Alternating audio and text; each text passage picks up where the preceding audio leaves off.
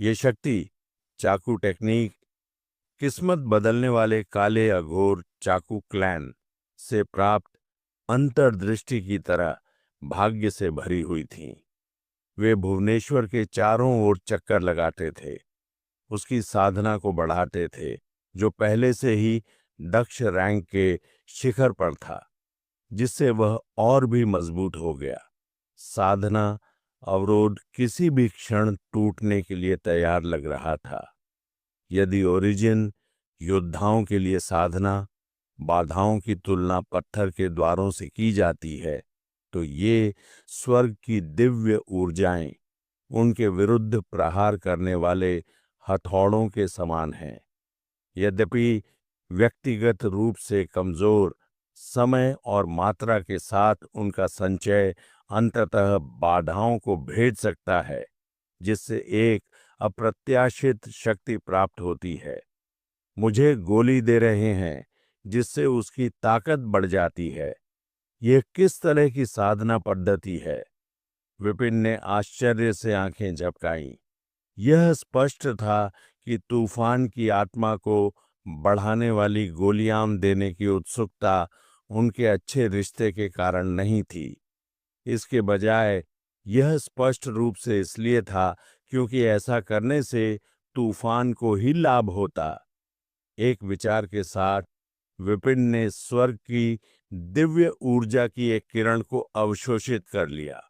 जैसे ही यह स्वर्ग की लाइब्रेरी में प्रवेश किया, यह एक चमकदार किताब में बदल गया। पिछली स्वर्ग की दिव्य ऊर्जा की तुलना में जिसे उसने अवशोषित किया था, यह पूरी तरह से समान महसूस हुआ। हालांकि इसमें संतुलन और तटस्थता की भावना थी। हो सकता है, विपिन ने तूफान पर लाइब्रेरी के रिकॉर्ड को याद किया। तूफान, माया शहर के हॉल मास्टर, दक्ष रैंक के तीसरे स्तर के पीक एक्सपर्ट संतुलित किस्मत टेक्निक की प्रैक्टिस करते हैं। किस्मत बदलने वाले काले अघोर चाकू टेक्निक का अर्थ है चाकू और संबंधित मार्शल तकनीकों को अपने जीवन रक्त के रूप में मानना। एक बार जब एक संबंधित साधना टेक्निक बनाई जाती है या मार्शल तकनीकों को असाधारण स्तर तक महारत हासिल कर ली जाती है, तो यह सफलताओं में सहायता के लिए स्वर्ग की दिव्य ऊर्जा को आकर्षित कर सकती है। अवनी की यादों के अनुसार नेटवर्क ऑफ थ्रेड्स टेक्निक लोग को धागों के माध्यम से दूसरों को नियंत्रित करने की अनुमति देता है। जितने ज्यादा लोगों को नियंत्रित किया जाता है, उतनी ही ज्यादा उसकी शक्ति बनती है। इसी तरह शक्ति बढ़ाने के लिए स्वर्ग की दिव्य ऊर्जा को और ज्यादा आकर्षित किया जाता है। भाग्य को संतुलित करें। ऐसा लगता है कि तथाकथित संतुलन का मतलब है कि हमें सभी चीजों में पूर्ण निष्पक्षता सुनिश्चित करनी चाहिए। ओ हाँ फूल चोर, जो सपनों में बलात्कार के प्रत्येक कृत्य के साथ अपने लेवल को बढ़ाता है। विश्वासघाती टेक्निक, जहां प्रत्येक विश्वासघात के साथ ताकत बढ़ती है। गॉडफादर टेक्निक, जो घुटने टेकने और अपने गॉडफादर से मान्यता प्राप्त करने के बाद साधना को बढ़ाता है। यदि ये इस तरह काम करते हैं, तो अन्य ध्यान टेक्निक को भी समान नियमों का पालन करना होगा। तूफान के संतुलित किस्मत टेक्निक के लिए उसे अपने आसपास की हर चीज को संतुलित करना जरूरी है। यही वजह है कि उसने भुवनेश्वर को इतनी व्यापक तैयारी करने के लिए कहा और दिग्विजय सिंघानिया को खुश किया, ताकि दोनों के बीच असमानता के बावजूद दोनों बराबरी पर रहे। जैसे ही किसी एक को बढ़त मिलती है, दिग्विजय सिंघानिया तुरंत दूसरे की मदद करता है, जिससे तटस्थता की गारंटी मिलती है। दिलचस्प, कोई आश्चर्य नहीं कि विपिन के व्हाइट रॉक सिटी से लौटने के बाद दिग्विजय सिंघानिया ने चीजों के बारे में पूछताछ करने की जल्दी की। उसे डर था कि दिग्विजय सिंघानिया बहुत ज्यादा फायदा उठा सकता है। उस समय विपिन ने सोचा कि तूफान काफी दयालु लग रहा था, लेकिन यह स्वार्थी कारणों से था। इस तरह के टेक्निक का व्यापक रूप से उपयोग नहीं किया जा सकता था। इस हॉल मास्टर की बैलेंस फेट की साधना बहुत छिपी हुई थी, बाहरी लोगों के लिए अज्ञात थी। स्वर्ग की लाइब्रेरी के बिना विपिन ने यह अनुमान नहीं लगाया होगा कि तूफान से सहायता प्राप्त करने से तूफान का लेवल भी आगे बढ़ सकती है। इसके बजाय वह तूफान के कार्यों के लिए ईमानदारी से आभारी हो सकता था। छुपी हुई भाग्य क्षमताएं स्वर्ग की दिव्य ऊर्जा को गुप्त रूप से अवशोषित करना, कोई और ऐसी विधि के बारे में सपने में भी नहीं सोच सकता। लेकिन स्वर्ग की लाइब्रेरी और मेरी इनसाइट के साथ मैं न केवल सत्य को समझ सकता हूं, बल्कि अवशोषण प्रक्रिया को भी प्रत्यक्ष रूप से देख सकता हूं। विपिन आश्चर्यचकित हुआ। भुवनेश्वर और दिग्विजय सिंघानिया जैसे खुले अभ्यासी, जिन्होंने खुले तौर पर शिष्यों की भर्ती की और अपने भाग्य के तरीकों को बढ़ावा दिया, उनका प्रभाव बढ़ सकता है। लेकिन उनके भाग्य सार्वजनिक होने के कारण कम खतरा थे। तूफान जैसे गुप्त लोग ही सबसे खतरनाक थे। रुको, अगर मैं उसके स्वर्ग की दिव्य ऊर्जा को अवशोषित करने के दौरान उसके पास ही रुक जाऊं, तो क्या मैं उसकी जानकारी के बिना कुछ ऊर्जा निकाल सकता हूं? एक साहसिक विचार ने जड़ पकड़ ली। उसे स्वर्ग की दिव्य ऊर्जा की सख्त जरूरत थी और इसे खरीदना बहुत महंगा था। क्योंकि तूफान को लाभ पाने के लिए दिग्विजय सिंघानिया के साथ खुद को संतुलित करने पर भरोसा था, इसलिए विपिन को कुछ ऊर्जा निकालनी चाहिए, बस थोड़ा सा। अगर पता चल गया तो वह उसे वापस कर देगा। इस बात को ध्यान में रखते हुए विपिन ने अपनी आत्मा को केंद्रित किया और तूफान को करीब से देखने के लिए इनसाइट को सक्रिय किया। अंत में उसने देखा, जैसे ही तूफान ने अपना संतुलित किस्मत टेक्निक अपनाया, शून्य में एक हल्की तराजू जैसी हवा की धारा दिखाई दी, जो स्वर्ग की दिव्य ऊर्जा का उत्सर्जन कर रही थी। संतुलन के छोटे दायरे के कारण केवल कुछ हजार ही झटके मौजूद थे, लेकिन मच्छर का मांस भी तो मांस ही है। अपनी आध्यात्मिक समझ को बढ़ाते हुए विपिन ने चुपचाप इन ऊर्जाओं को स्वर्ग की लाइब्रेरी में खींच लिया, जहां वे पुस्तकों में परिवर्तित हो गईं। हम विपिन द्वारा स्वर्ग की सारी दिव्य ऊर्जा को अवशोषित करने के बाद तूफान को कुछ भी पता नहीं चला। इसके बजाय वह बस आश्चर्यचकित था कि वह शक्ति जो आमतौर पर उसकी लेवल को बढ़ाती थी, अचानक गायब क्यों हो गई। क्या ऐसा हो सकता है कि इस गोली से भी संतुलन हासिल नहीं हो पाया है? तूफान ने अनुमान लगाया, यह समझ में आता है। जब दोनों पहले भिड़ गए थे तो भुवनेश्वर स्पष्ट रूप से नुकसान में था। उसकी अपनी कमजोरी भूई गैंग के विनाश के साथ मिलकर अंतर को और भी बढ़ा दिया होगा। अपनी कनपटी रगड़ते हुए दिग्विजय सिंघानिया परेशान दिख रहा था। अपनी साधना को आगे बढ़ाने के लिए उसे आसपास की सभी शक्तियों को संतुलित करना था। भूई गैंग के नष्ट हो जाने और भुवनेश्वर के पिछड़ जाने के बाद अगर उसने जल्दी से चीजों को ठीक नहीं किया तो न केवल वह आगे बढ़ने में विफल हो जाएगा, बल्कि उसे प्रतिशोध का भी सामना करना पड़ सकता है। भाग्य का यही स्वभाव है। जहां यह स्वाभाविक लाभ प्रदान करता है, वहीं यह अपने साथ कुछ जोखिम भी लेकर आता है। लगता है उसने ध्यान नहीं दिया। विपिन ने तूफान के हाव भाव पर नजर रखी, क्योंकि वह ऊर्जा को चूस रहा था। कोई संदेह न देखकर उसने राहत की सांस ली। अपनी हथेली में वार्म स्प्रिट पिल पकड़े हुए उसने एक उलझन भरा चेहरा बनाया। हॉल मास्टर, आपको पता होना चाहिए कि मेरी वर्तमान ताकत के साथ इस एक गोली पर निर्भर रहने से मैं आगे नहीं बढ़ पाऊंगा। अब जब भुवी गैंग नष्ट हो गया है, तो वाइस हॉल मास्टर के पद के लिए प्रतिस्पर्धा करना एक सपना मात्र है। मैं आपसे अपना नाम वापस लेने की अनुमति मांगना चाहूंगा। वापस ले लो, ये सवाल ही नहीं उठता। तूफान ने निर्णायक रूप से अपना हाथ हिलाया।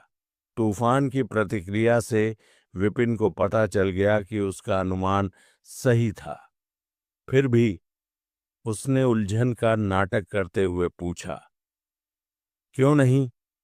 तूफान ने समझाया, वाइस हॉल मास्टर पद के लिए एल्डर दिग्विजय के साथ आपकी प्रतिस्पर्धा पहले ही शहर में चर्चा का विषय बन चुकी है। यदि आप अभी पीछे हटते हैं, तो न केवल भूवी गैंग से आपके अधीनस्थों की मृत्यु व्यर्थ होगी, बल्कि आपको खुद दमन का सामना करना पड़ सकता है। जेनिथ किंगडम में वापस लौटना लगभग असंभव होगा। तो अब मुझे क्या करना चाहिए? विपिन ने गहरी सांस ली। अपनी वर्तमान शक्ति के साथ अभी भी भटकने वाले क्षेत्र में मैं दक्ष रैंक के पीक से बहुत दूर हूं। काश मेरे पास उस क्षेत्र के लिए उपयुक्त टेक्निक मैनुअल होती। शायद मैं कुछ समझ पाता और अंतर्दृष्टि प्राप्त कर पाता। आपको दक्ष रैंक टेक्निक मैनुअल के बारे में चिंता करने की जरूरत नहीं है। मैं आपके लिए कुछ खोजने में मदद कर सकता हूं। तूफान ने तुरंत प्रस्ताव दिया। वह विपिन की मांग से नहीं डरता था, वह तो उसके द्वारा कोई मांग न करने से डरता था। तो मुझे हॉल मास्टर को परेशान करना होगा, विपिन ने जवाब दिया। फिर कहा, तकनीकों के साथ भी सफलता के लिए संसाधनों की आवश्यकता होती है। नो नीड हॉल चला गया है और मैं टूट गया हूं। यह तूफान ने अनिच्छा से ओरिजिन सिक्कों का एक ढेर निकाला और उन्हें सौंप दिया।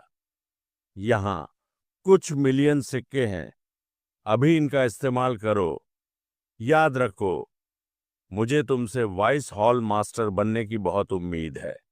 मुझे निराश मत करना।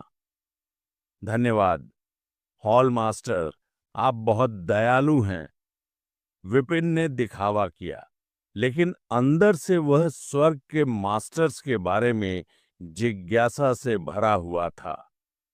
छिपी हुई क्षमताओं वाले ये भाग्य गुरु बाहरी लोगों के लिए रहस्यमय थे, लेकिन स्वर्ग की लाइब्रेरी के साथ विपिन उनके रहस्यों को उजागर कर सकता था और उनकी ताकत का फायदा भी उठा सकता था। उदाहरण के लिए, वह विश्वासघाती टेक्निक के प्रैक्टिस करने वाले किसी व्यक्ति को विश्वासघात के लिए फुसला सकता था, या खुद को नेटवर्क ऑफ थ्रेड्स टेक्निक के अभ्यास करने वाले किसी व्यक्ति द्वारा नियंत्रित होने दे सकता था, जिससे वह स्वर्ग की दिव्य ऊर्जा को और अधिक अवशोषित कर सकता था। तूफान ने देखा कि विपिन अब पीछे हटने के लिए शोर नहीं मचा रहा था, इसलिए उसे राहत महसूस हुई। फिर भी जब उसने स्वर्ग की दिव्य ऊर्जा को फिर से अवशोषित करने के लिए अपनी आध्यात्मिक इंद्रियों को आगे बढ़ाया तो उसकी भौहें भ्रम में सिकुड़ गईं। कुछ गड़बड़ लग रही थी। विपिन को इतने सारे संसाधन मुहैया कराने के बावजूद उसके और तूफान के बीच संतुलन बहाल नहीं हो पाया था। क्या दिग्विजय सिंघानिया इस छोटे से समय में और भी मजबूत हो सकता था? इस बीच दिग्विजय सिंघानिया अपने क्वार्टर में वापस आ गया था। उसके सामने घुटनों के बल बैठे व्यक्ति को देखते ही उसका चेहरा काला पड़ गया। भूवी गैंग का क्या हुआ? मैंने तो बस तुमसे उन्हें सबक सिखाने के लिए कहा था। इसे पूरी तरह से नष्ट क्यों कर दिया गया? किसी भी संप्रदाय में किसी की स्थापना को नष्ट करना एक गंभीर मामला था, एक द्वेष जो तब तक समाप्त नहीं होता था जब तक कि एक पक्ष का उन्मूलन नहीं हो जाता। हमने ऐसा नहीं किया। जब हम पहुंचे तो लोग पहले ही मर चुके थे। घुटनों के बल बैठी आकृति ने तत्काल समझाया। यह काले कपड़े पहने नेता था जो समूह को नो नीड हॉल तक ले गया था। तुमने नहीं किया तो फिर किसने किया? दिग्विजय सिंघानिया दंग रह गया। उसे अपने मातहत की बातों पर संदेह नहीं हुआ। इस व्यक्ति ने कई वर्षों तक बिना किसी गलती के उसकी सेवा की थी, अन्यथा इतना संवेदनशील काम उसे सौंपा ही नहीं जाता। काले कपड़े पहने नेता ने जवाब दिया, मुझे भी यह अजीब लगा, इसलिए मैंने सावधानीपूर्वक जांच की और कुछ दिलचस्प बात सामने आई। मुझे बताओ, दिग्विजय सिंघानिया ने कहा। एल्डर, ट्रेडिंग हाउस पर हमला करने के लिए भुवनेश्वर ने जो बहाना दिया था वह मृदुल नामक किसी व्यक्ति का बदला लेना था। अराजकता में मृदुल का शव ले जाया गया। बाद में मैंने उसका पता लगाया और पाया कि किसी ने उसे उचित तरीके से दफनाया था। शव को निकालने और जिम्मेदार व्यक्ति से पूछताछ करने के बाद मुझे पता चला कि वह किसी अन्य व्यक्ति की ओर से काम कर रहा था। उस व्यक्ति ने भूवी गैंग के नष्ट होने से पहले वहां जाने का उल्लेख किया था। काले कपड़े पहने नेता की तैयारी ने दिग्विजय सिंघानिया को संतुष्ट कर दिया। आपको संदेह है कि यह व्यक्ति अपराधी है? बिल्कुल सही, अधीनस्थ ने पुष्टि की। जब मृदुल की मृत्यु हुई तो यह व्यक्ति मौके पर था। शव को दफनाने की व्यवस्था कर रहा था। क्या ये हो सकता है? दिग्विजय सिंघानिया अचानक रुक गया, जैसे उसे एहसास हो गया हो। काले कपड़े पहने नेता ने कहा, यह व्यक्ति कोई और नहीं बल्कि भुवनेश्वर है। भुवनेश्वर ने मुझे फंसाने के लिए अपने सभी अधीनस्थों को मार डाला। दिग्विजय सिंघानिया को पहले तो यकीन नहीं हुआ, लेकिन जब उन्होंने इस पर विचार किया तो उन्हें यह परिदृश्य सही लगा। अगर ये सच है तो ये पूरी तरह से पागलपन की बात है। किसी भी परंपरा में किसी संप्रदाय के गढ़ को नष्ट करना अक्षम्य था।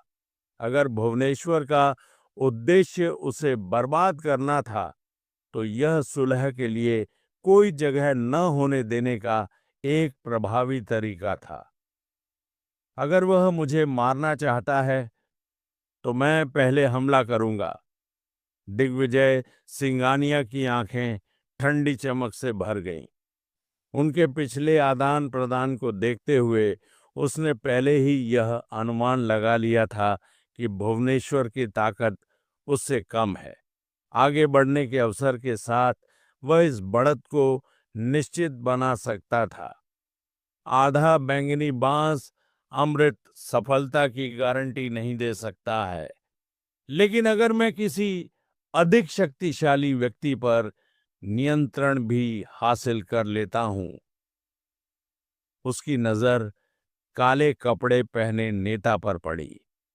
वाइस हॉल मास्टर के पद के लिए यदि भुवनेश्वर अपने सभी शिष्यों को मारने के लिए तैयार था, तो इस अधीनस्थ का बलिदान एक छोटी सी कीमत थी।